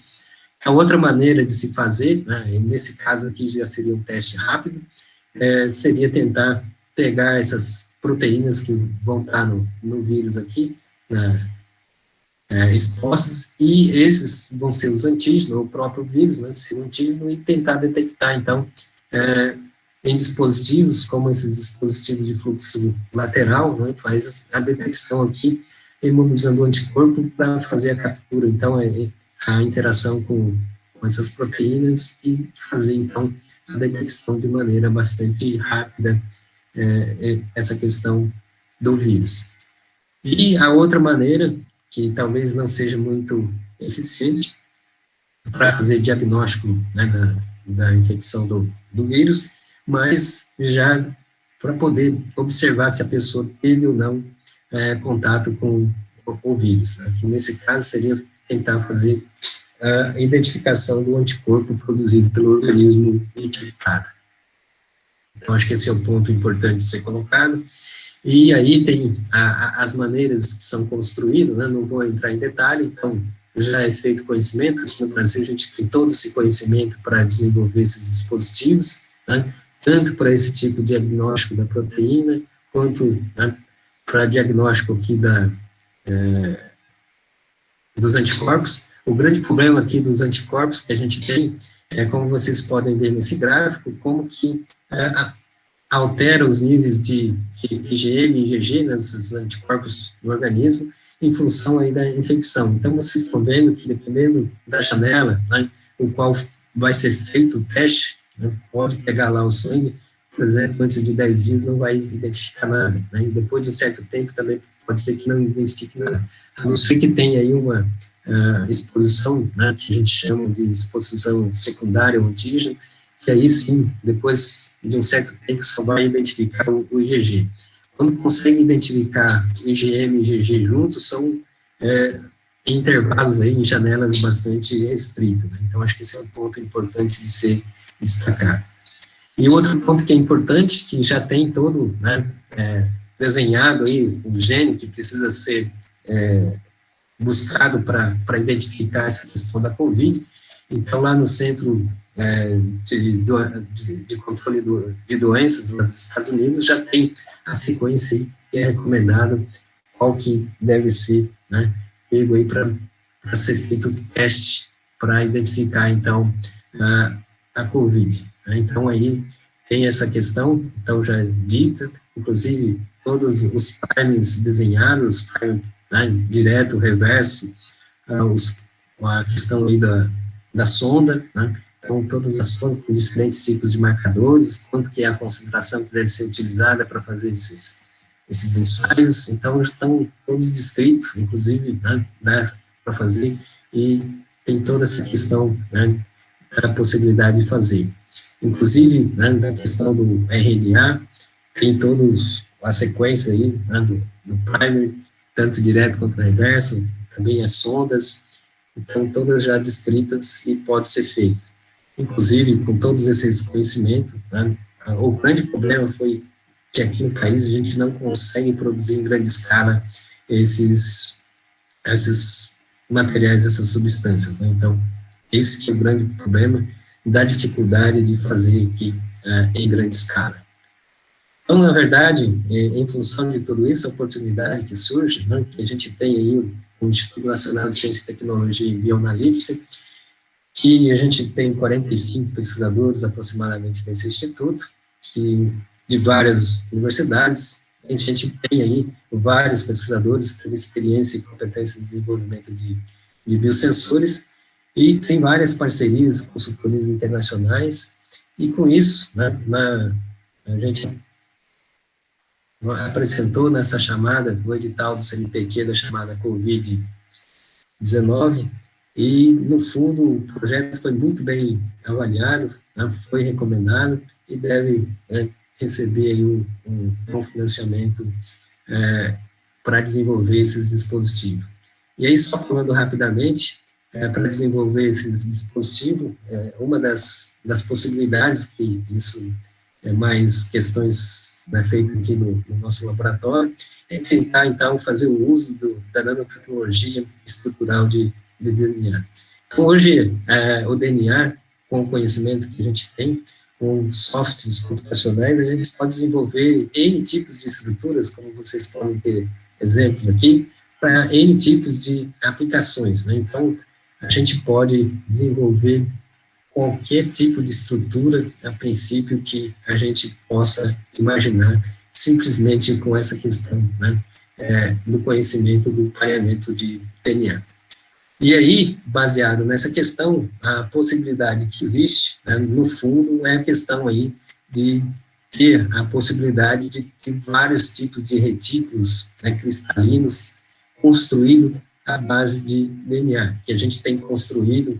Então, aqui só para representar, né, essas esferas aqui são nanopartículas metálicas, e que a gente consegue colocar essas nanopartículas em determinadas posições, né, e em determinadas distâncias, simplesmente usando aí, né, como vamos chamar de maneira bastante grosseira, e com braços, e construir estruturas, né, cristalinas, e essas estruturas são colocadas na superfície do eletrodo, que elas se mostram extremamente eficientes nessa questão de transferência de elétrons. Então, no fundo, o que a gente quer fazer é fazer um biosensor aí para identificar o RNA do vírus, né, da COVID, e fazendo dessa forma que a gente já tem conseguido construir para outro tipo de vírus, né, usando o microRNA, e que a gente consegue chegar, né, a níveis aí de femtomolar ou até menos de femtomolar. E a gente pode ver aqui que essa estrutura que a gente está montando tem uma diferença brutal em relação a outros tipos de configuração que conseguem também ter a resposta para os microRNA, e que a gente vê aqui, né, para os sistemas convencionais que existem na literatura, essa curva em vermelho, que a detecção, a resposta é muito pequena nesse nível de concentração, e aqui no sistema que a gente está propondo, né, a resposta é extremamente alta, conseguindo, então, detectar até subfemtomolar ou atomolar aí que a gente vai poder desenvolver. Ou seja, se a gente tem o padrão ouro, né, que é o RT-PCR, que tem a confiabilidade e sensibilidade que a gente diz de 85%, e precisa da etapa da amplificação, a ideia que a gente tem é que isso aqui pode ser também um grande potencial para competir com o padrão ouro, né, e ter uma confiabilidade, talvez, quase no mesmo nível do PCR, mas só que com a grande possibilidade que não vai precisar fazer a etapa de amplificação, né, porque com a sensibilidade conseguindo limites de detecção extremamente baixos, realmente não seria necessário, então, fazer amplificação. Só para dizer aqui, tem outras áreas que, né, poderiam ser abordadas, tanto de alimentos e embalagens, que o Fernando já abordou, novos materiais, né, que tem aí muito a ver com a nanotecnologia, a questão do ambiente, né, a questão de logística também, pode ser que aparentemente a química não teria nada a ver com logística, mas tem tudo a ver, porque quando vai produzir resíduos, muitas vezes resíduos químicos, como vai tratar com essa logística, essa questão toda, essa questão de toxicologia, principalmente com esses novos materiais, o pessoal, né, produzindo materiais aí para fazer agora a desinfecção, usando muitas vezes nanopartículas, e o que isso, né, vai acarretar, fazer todo esse estudo de toxicologia vai ser extremamente importante, né. E aí, as principais lições que a gente acaba tirando, que existem necessidades que são impostas, né, por fatores aí como a Covid, e que vão surgir muitas oportunidades para a química. E quantas descobertas que a gente acaba, né, fazendo com essas imposição dessas necessidades, como tipo da Covid, né. E as mudanças, né, acontecem em inúmeros campos, inúmeras formas de se viver, né? Então, acho que isso é muito importante. E é lógico que é importante que tudo, né, isso, o que vai fazer a diferença vai ser o conhecimento, né? E acho que esse é o ponto. Então, só para finalizar, gostaria de colocar aqui, né, que vai ter realmente muitas oportunidades para a química, principalmente a boa química, e aí dizer que os profissionais, né, do Instituto de Química são altamente qualificados. Aqui o Instituto de Química é o melhor instituto de química da América Latina, então valorizar a instituição é extremamente importante, e ser rigoroso no trabalho científico, e realmente fazer ciência com C maiúsculo, que vai fazer toda a diferença, né, que vai ser realmente importante. Vou agradecer aqui todos o grupo, né, os alunos que ajudam a desenvolver as pesquisas, as agências de fomento, e agradecer a todos aí pela paciência de estar me ouvindo até agora. E paro por aqui, e fico à disposição de qualquer questionamento. Obrigado, Lauro, pela brilhante palestra, é extremamente importante ouvir, principalmente nesse momento que a ciência precisa evoluir, e a gente não tem recebido muitos incentivos, muito pelo contrário, o incentivo tem sido cada vez menor no nosso país. Bom, eu gostaria de abrir para perguntas, então, se alguém tiver, eu acho que é mais interessante, abra o microfone, faça a sua pergunta, se tiver muitas pessoas interessadas, pode se registrar no chat, que eu vou seguindo a ordem que tiver aqui no chat, caso alguém queira. Então, eu já abro a primeira pergunta, só se apresenta, tá, por favor, para... Posso ir? Por favor. Obrigado, professor Cláudio. Prazer ver a tua palestra, doutor Fernando. Eu sou o Dr. Heraldo Luiz Lema, eu fui aluno do IQ até ano passado, eu defendi doutorado, inclusive, sobre a edição do professor Zese. O professor Lauro me conhece bem já, né, Lauro? A minha pergunta é mais relacionada para onde nós vamos agora? Porque uma das teorias dessa pandemia foi que teve uma contaminação num alimento, uma das teorias da origem, num mau cozimento, num mau preparo de um alimento que contaminou um ser humano que começou a deflagrar o vírus. E qual vai ser os caminhos da segurança alimentar no começo? E para o professor Lauro, também gostei muito dessa palestra, Lauro, onde nós, como cientistas, devemos ir para atingir a população. Porque eu mesmo tenho dificuldade com os meus parentes de fazer entender alguns pontos da ciência.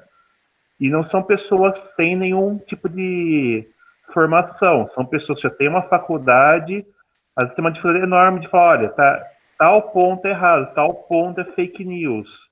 Então, qual o caminho nós devemos tomar para atingir a população, tanto com a maior instrução quanto com a menor instrução? Porque ainda às vezes no mercado eu vejo pessoas recusando a usar máscaras, a manter o distanciamento social, até o isolamento. Temos exemplo aqui em Campinas, que abriu o comércio, o pessoal foi ao centro para andar apenas. Então, qual caminho devemos tomar nesse momento? Obrigado. Oi, Heraldo. Eu vou fazer um comentário a respeito do tema que você colocou sobre segurança alimentar, né? O novo ou para que caminho nós vamos, acho que quem tiver essa resposta e esse cenário totalmente desenhado tem a resposta do milhão, né? Eu acho que isso é muito difícil. Acho que a gente já vinha no mundo falando de muita volatilidade, incerteza, e com a pandemia isso só se intensificou. Então, do ponto de vista de iniciativa privada, do ponto de vista de negócio, o que as empresas hoje estão fazendo é reduzindo cada vez mais o seu horizonte, digamos, de projeção, de preparação. E existem duas frentes. Uma frente que trabalha na gestão do momento e uma frente que trabalha lá na frente para quando retornar a esse novo normal que ninguém sabe definir ainda o que ele vai ser, né? Quanto a ponto de vista, o que eu acho que para mim é bem claro e que haverá uma mudança, isso é uma opinião pessoal do Fernando, né, do profissional Fernando, eu acho que muitos países adotarão medidas sanitárias muito mais rigorosas, né? Então, eu acredito que isso é uma prática que vai nos questionar muito a questão quanto a cultura, aspectos culturais de uma alimentação podem interferir no aspecto de saúde, né? E esse debate vai se intensificar nos próximos anos, né? Com uma tendência cada vez mais de buscar um equilíbrio. Enquanto a gente não tiver uma solução que a ciência vá nos trazer através de uma vacina, através de um tratamento, um procedimento médico recomendado, acho que a gente ainda vai ter muito ainda abertura, fechamento ao longo do tempo para a gente garantir, porque é o que os números vêm nos mostrando, né? O que a evidência vem nos mostrando. E do ponto de vista de comunicação, a abrangência, a minha opinião pessoal, enquanto a gente tiver desalinhamento, enquanto a gente tiver uma briga de futebol, fla-flu, e não houver uma coesão em todos os setores da sociedade, vai ser muito difícil a gente combater esse tipo de cenário, né? Então, simplificar o discurso, tornar o discurso legível para aquela pessoa. Hoje mesmo, num bate-papo no almoço, a gente estava comentando, né? Nossa, parece que a gente vive numa realidade virtual, né? Mas, felizmente, né? Nós adotamos todas as medidas pessoais e como empresa. E enquanto isso não chega na sua realidade, enquanto você não tem um ente querido no seu ciclo, parece que isso não vira uma realidade para você e a pessoa não se sensibiliza, né? Então, é um pouco mesmo do ver para crer. Parece que a população tem que ter isso daí, né? Mas, infelizmente, poderia ser um caminho diferente, né? E aí, para mim, é o alinhamento e simplificação do discurso para afetar os diferentes setores da sociedade. Obrigado. Falando agora dessa questão Heraldo, que você colocou para a questão vamos dizer assim, dessa dificuldade que existe hoje da questão da ciência. Eu acho que o grande ponto que a gente precisa ter em mente, e que acho que acabou contribuindo para chegar na situação que nós estamos, é que muitas vezes nós que fazemos ciência acabamos esquecendo de dizer para quem nos financia o que nós fazemos, com que seriedade, né, e o que isso resulta. E acho que o grande ponto que acabou levando uma contribuição muito grande para essa crise é que nós, como cientistas, temos sempre atuarmos como cientista. Muitas vezes, o que a gente acaba percebendo, que nós, né, muitas vezes, fazendo pesquisa, fazendo ciência, achamos e consideramos, muitas vezes, em determinadas situações, que nós somos, né, pessoas que possam dar palpite em qualquer situação, em qualquer assunto, sem termos o conhecimento adequado para tal finalidade. Então, a gente vê que, mesmo na qualidade de cientistas, nós acabamos palpitando, né, em muitas coisas que não temos o conhecimento para dizer, e levamos o rótulo de um cientista, de um pesquisador, nessas palavras que muitas vezes são erradas, né, e não são as mais adequadas. E com isso nós acabamos desvalorizando toda a nossa classe, toda essa questão de ciência. Por isso, fazer ciência com seriedade, também, no momento, né, da gente se expressar, temos que saber até que ponto nós podemos se expressar, com o conhecimento ou com o devido conhecimento, e não começar a expressar coisas que não são, né, baseado em conhecimento, que não são baseado na ciência. E muitas vezes a gente vê, por interesse talvez político, por interesse, sei lá, de grupos, né, por interesse de se dar bem com determinadas situações, nós acabamos falando coisas que não têm o embasamento científico, o embasamento do conhecimento. E isso acaba contribuindo, né, ou acabou contribuindo, para que nós chegássemos a essa situação aonde, né, os nossos parentes, né, os nossos irmãos, pais, familiares, muitas vezes questionam e dizem para que serve aquilo que você está fazendo. Né? E é essa questão que acabou acontecendo. Por quê? Porque nós falhamos e nós precisamos rapidamente reverter e não cometermos mais essas falhas. E principalmente prestando conta para eles que, no fundo, nos pagam, que nos deem recursos para que façamos as pesquisas, né, façamos ciência com seriedade. Eu acho que é essa questão que é importante se colocar. E nesse momento a gente percebe o quanto, né, no momento da pandemia, várias pessoas ditas expertas ou ditas, né, cientistas, muitas vezes acabaram colocando, né, opiniões sem ter embasamento científico, sem ter embasamento no conhecimento.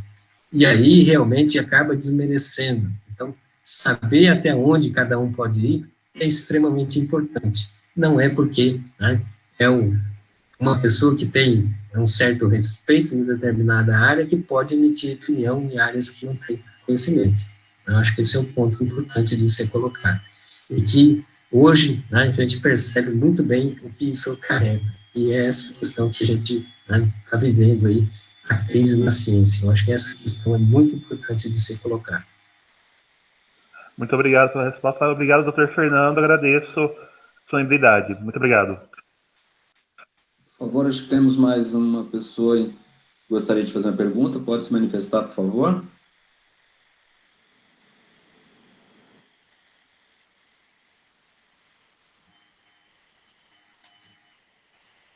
Por favor, pode perguntar.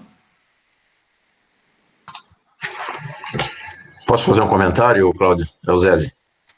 Claro, por favor, Zé. Deixa eu comentar com o Fernando e o Lauro, fazer duas perguntas rápidas, né? Fernando, dentro dessa questão continuando essa questão de segurança alimentar, Você acha que os alimentos que são transgênicos, por exemplo, ele pode ter ainda mais uma conotação de vilão dentro dessa nossa nova realidade, por exemplo, da Covid-19? Quem sabe dado, inclusive, pela falta de informação, ou enfim.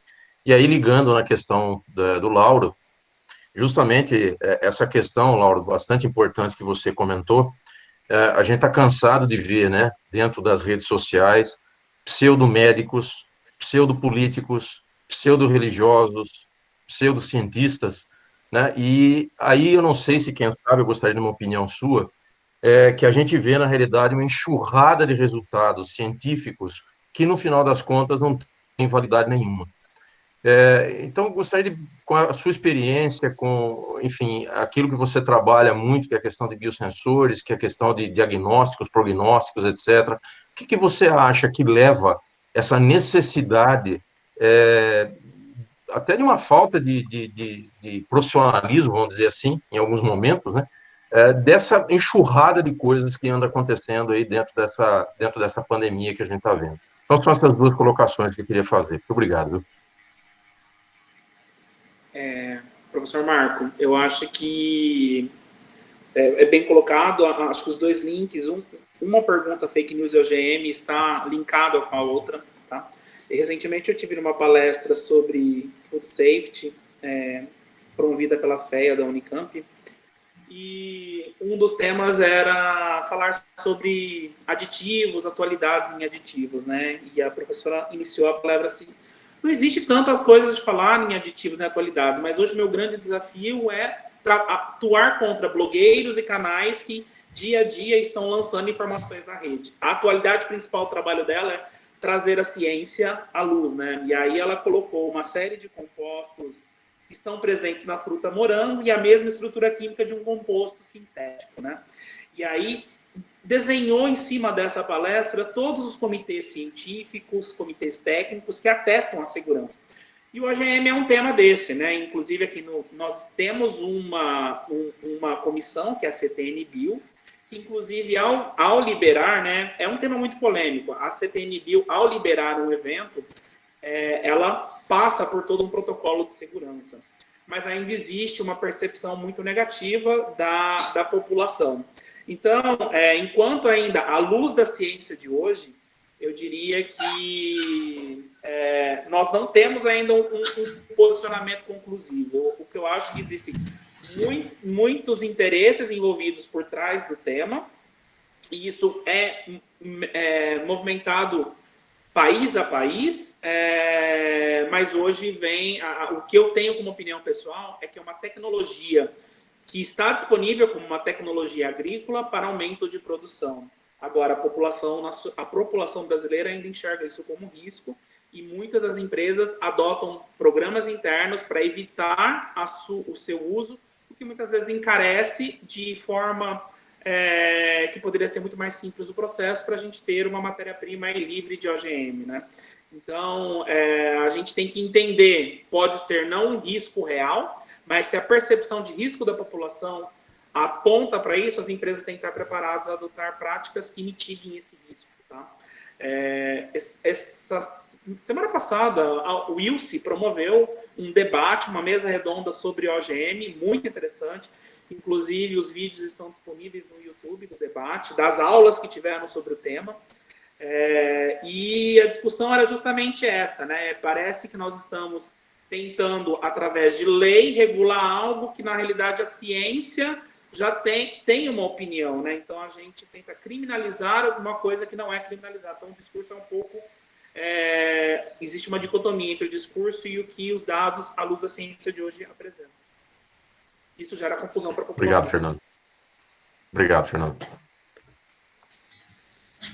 Só agora falando, Marcos, sobre a questão que você colocou, mas só antes acrescentando uma questão, concordando com a colocação do Fernando, assim, nessa questão de alimentos, né? Quando as pessoas procuram solucionar a questão de produzir alimentos para que a população consiga ter alimentos, muitas vezes vem essas pessoas com fake news tentar desvalorizar toda a solução, né, do problema que é produzir comida, o alimento para toda a população. Porque se não fosse todas essas soluções desenvolvidas, não teria mais alimento para alimentar a população que existe na Terra hoje, né? Graças a esse desenvolvimento que foi possível ter alimentos aí para alimentar essa população toda. Mas essa questão, né, da pseudociência, pseudocientista, pseudopolítico, essas coisas, eu acho que eu tenho a percepção de que o grande problema que acaba existindo, sempre existiu, são aquelas pessoas de má índole, são pessoas, né, que buscam realmente a denegrir a imagem sempre de algo positivo, algo bom. Mas o grande ponto que eu vejo, assim, é que, de maneira geral, aumentou demais esse tipo, né, a parcela de pessoas com essa índole aumentou muito, ou seja, infelizmente, acredito que passamos por uma crise de ter pessoas, né, de índole para que realmente não faça essas questões, né, de comentar ou de falar coisas que não conhece e tentar essas questões. A gente sabe já de histórias de que sempre a questão, né, de interesses econômicos, às vezes, ou interesses outros, acabam fazendo, né, um desvio um pouco do comportamento das pessoas. Eu acho que isso que acaba acontecendo, né? Porque quando você fala essas questões de um monte de dados, às vezes, perdidos, que acabam sendo colocados e depois sendo questionados, é realmente isso, né?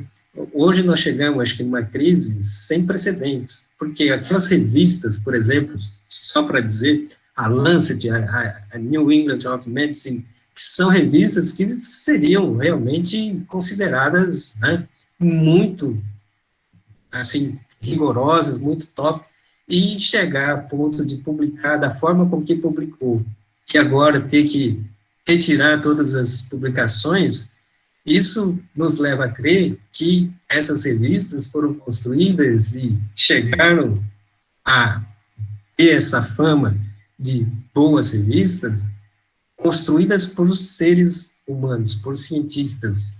E agora, quando a gente vê a destruição de tudo isso, a gente também tem que entender que tudo isso é feito também por cientistas, por seres humanos.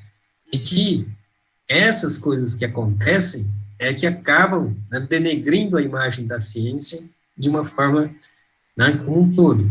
Porque, no fundo, o que a gente acaba observando é que existe uma parcela bastante significativa, né, vamos dizer assim, quem faz ciência, ou nessa parte científica de pesquisa, que acaba denegrindo a imagem da ciência como um todo. E eu acho que teria que repensar e adotar o rigor científico, independente da questão de interesses. Hoje a gente vê que os interesses estão acima de qualquer norma e qualquer regra, né? Ou até de qualquer lei. E essa questão desse tipo de comportamento é que está levando a denegrir a imagem, né, da ciência. E a ciência é feita por pesquisadores, né? E os pesquisadores precisam tomar o cuidado de fazer a ciência com C maiúsculo, né? Ter esse cuidado de realmente ter o rigor científico e não deixar se levar por outros tipos de interesse. E a gente vê que o comportamento hoje da grande maioria da população é que não se tem mais essa disciplina do rigor, né? E isso acaba levando a toda essa questão da crise que a gente passa. Obrigado, Lauro, viu? Obrigado, Zé. Fernando, tem algumas perguntas aqui que chegaram pelo YouTube, o Rafael está me passando. Eu vou fazer a pergunta da Daniele Oliveira Rocha.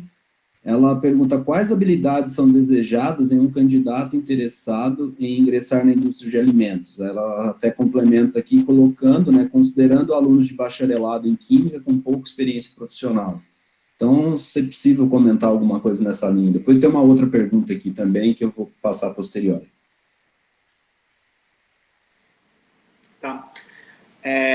Eu acredito, hoje cada vez mais, tinha uma máxima que eu escutava 10 anos atrás, você é contratado pelo seu currículo, mas você é demitido pelo seu comportamento.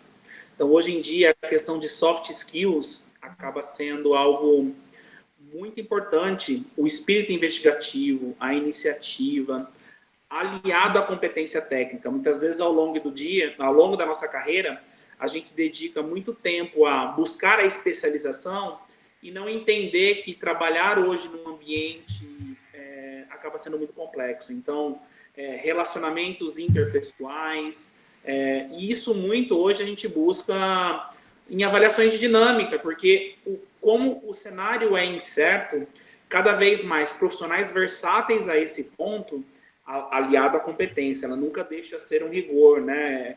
Eu já recebi currículos excelentes na minha mão, onde você vai perguntar coisas básicas de química, a pessoa não sabe preparar uma solução, né?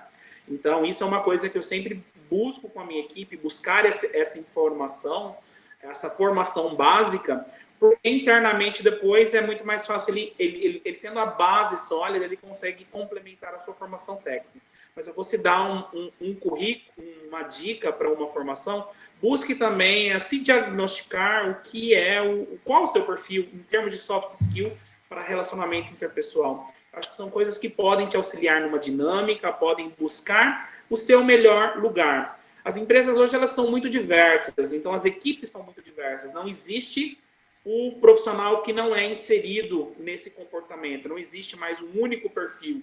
O que você tem que entender é a leitura do que a cultura daquela empresa preconiza para você e se adaptar a esse processo. Mas soft skill seria uma palavra muito importante, eu acho que para mim, como recrutador, digamos assim. Ok, perfeito. Obrigado, Fernando. Bom, tem uma outra pergunta aqui, do Eduardo Rossini.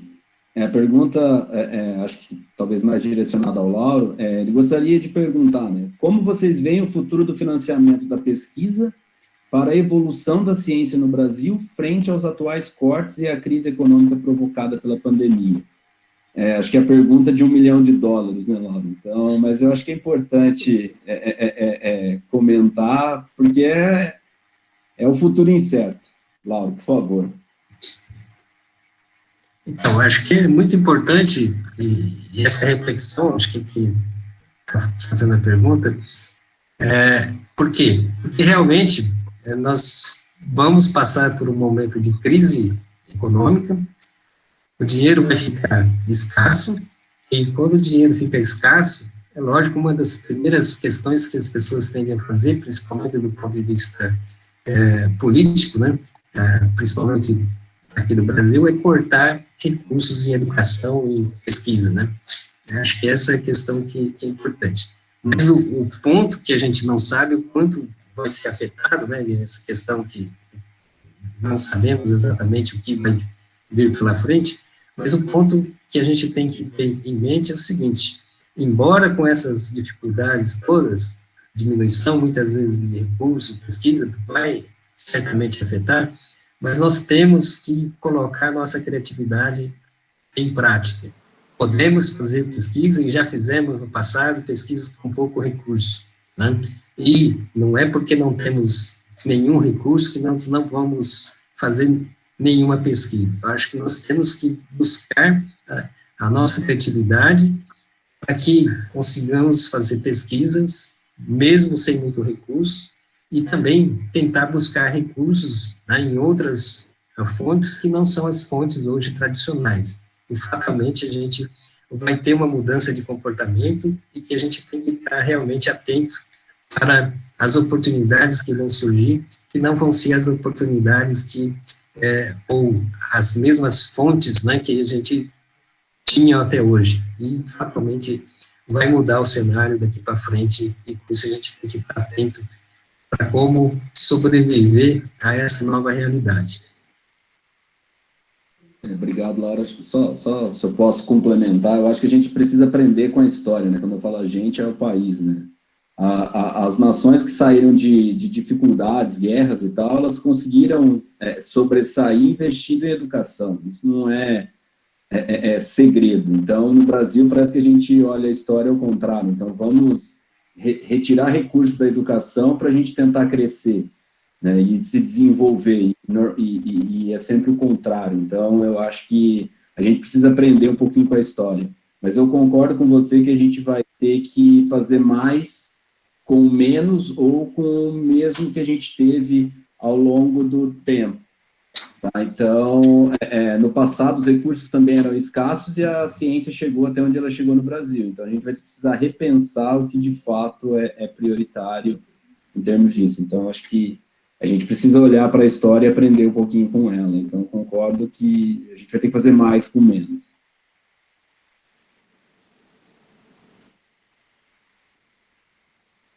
Bom, a gente não tem mais pergunta vindo do YouTube. Não sei se mais alguém aqui na sala gostaria de se manifestar, de fazer mais algum comentário. Ô, Fernando, eu só tenho uma curiosidade. Você comentou na sua fala que o número de colaboradores que você tem no Brasil, aí no escritório de vocês, na empresa, 20% deles têm pós-graduação, né? Tem ou mestrado ou doutorado. E qual é esse número? Desculpa, pode continuar, complementar a pergunta. Qual é o número na Suíça, por exemplo? Só de curiosidade. Então, isso eu acho que vai de centro a centro, né? Eu não tenho essa informação para te falar, mas, por exemplo, nas fábricas, talvez você encontre mais especializações, espécie de pós-graduações MBA, pensando em gestão de negócio, gestão de processos, gestão de projetos. Em centros que tenham atividade de pesquisa, inclusive hard science, como o NRC, que apresentam pesquisa de ponta a ponto de desenvolvimento de produtos e equipamentos junto a fornecedores, isso daí é quase em sua totalidade, tá? Então, eu diria que isso vai depender muito centro a centro, e, inclusive, para informação geral, o NRC mantinha programas de bolsistas, né, para pós-graduação. Então, existem centros de pesquisa financiados pela Nestlé, em diferentes segmentos, em health science, em healthcare, em pet food. Então, existem os centros que, inclusive, apresentam programas específicos, né? Essas informações podem ser encontradas aí dentro do site da Nestlé, e muitas vezes oportunidades são anunciadas em plataformas como LinkedIn, ou até mesmo dentro da própria plataforma de cadastro de currículo da empresa, tá?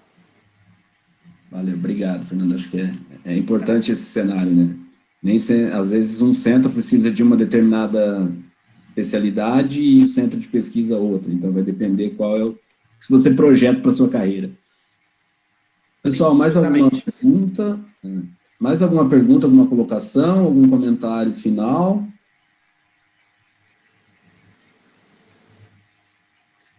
Bom, acho que, não sei, Zé, se você não tiver mais nada, acho que a gente pode encerrar, né, concluir. Sim, Cláudio. Gostaria de agradecer mais uma vez a presença e a disponibilidade de falar com a gente hoje do Dr. Fernando. Obrigado ao Lauro, tá? É muito bom, a gente sente uma falta desse contato, né? Tudo bem que aqui é restrito, mas é uma forma de conversar, de colocar o papo em dia, as ideias, é sempre importante essa discussão, essas diferentes visões sobre a química, o que a indústria necessita, o que a indústria enxerga como importante, o que a academia tem para fornecer, o que ela tem para oferecer, essa parceria, essa sinergia entre o setor produtivo e a academia é extremamente importante, eu acho, para ambos os lados. Então, eu acho que foi uma tarde, assim, bem produtiva para todos os envolvidos e para todos os presentes que puderam compartilhar esse momento com a gente. Então, mais uma vez, obrigado a todos. Eu passo a palavra ao Zé, se ele quiser fazer algum comentário final. Zé, por favor. Tá. Não, só agradecer mais uma vez a todos que foram envolvidos aí nesse nosso chat aí, principalmente ao Fernando, principalmente ao Lauro. Muito obrigado por terem aceito esse convite. Como o Cláudio falou, acho que foi uma tarde bem profícua para todo mundo, né? Infelizmente, nós estamos aqui com esse distanciamento social aí, né? Que parece que não acaba nunca, né? mas faz parte dessa realidade que nós estamos vivendo hoje. E essa realidade está ensinando muito a gente, né? A gente está conhecendo muitas coisas, nós estamos podendo conviver de uma maneira diferente e que é interessante, às vezes, fazendo mais com menos. É isso que foi comentado aqui várias vezes. E nós vamos ter que aprender muito, né? Porque, realmente, se a gente parar para pensar, a vida muitas vezes não precisa de toda essa gastança e de todo esse burburinho, muitas vezes, que acontece. Ele é bom, mas, em geral, é meio complexo tudo isso aí. Mas, óbvio que fica aqui, então, nossos agradecimentos mais uma vez. Obrigado a todos que estavam aí. Nós chegamos aqui nessa sala 135 pessoas assistindo, fora o pessoal do YouTube e outras mídias aí. Então, realmente, foi bastante importante isso aí. Eu agradeço muito em nome da diretoria e desejo a todos vocês aí um excelente final de tarde.